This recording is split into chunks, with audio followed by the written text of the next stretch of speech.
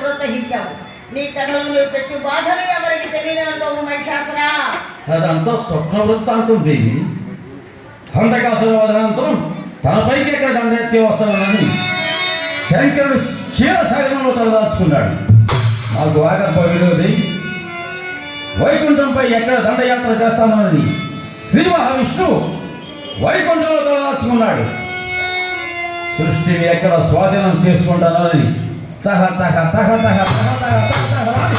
బ్రహ్మాండంలో ప్రవాసం ఉన్నాడు. వారి గతులకుండా ఇంకా అష్ట దిక్పాలకులు నా అగ్రహంబున అంతటి వాడలు కనుకనే నా కన్ను నీపై పడినది. ఈ రూపురేఖ విలాసాలు నా వీరశేఖర విశేషాలు మూర్తి గమనించిన ముల్లోకల మొత్తం నడుకు వేస్తాడు. రాని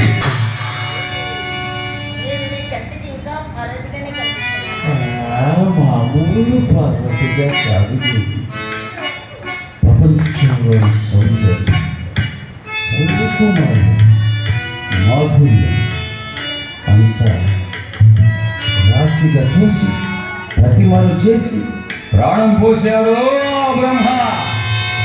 లేక ఊహాసుందరిగా ప్రారంభం చేసి పార్వతీ అని పేరు పెట్టాడు. ఏది ఏమైనా నా కోసం నిన్న అవతరింపజేశాడు జగదేక దేవతలా. నాకు పూజలకు పురస్కారాలకు ఎన్నికొనివా.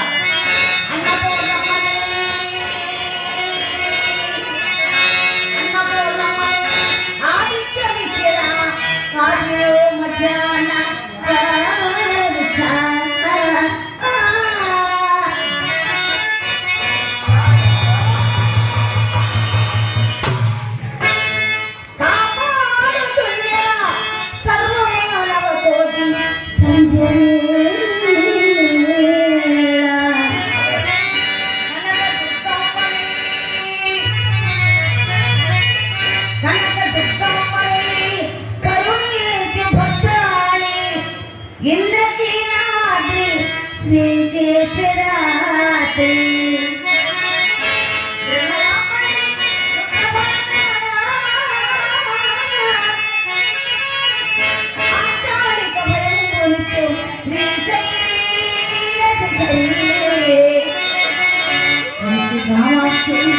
మధురని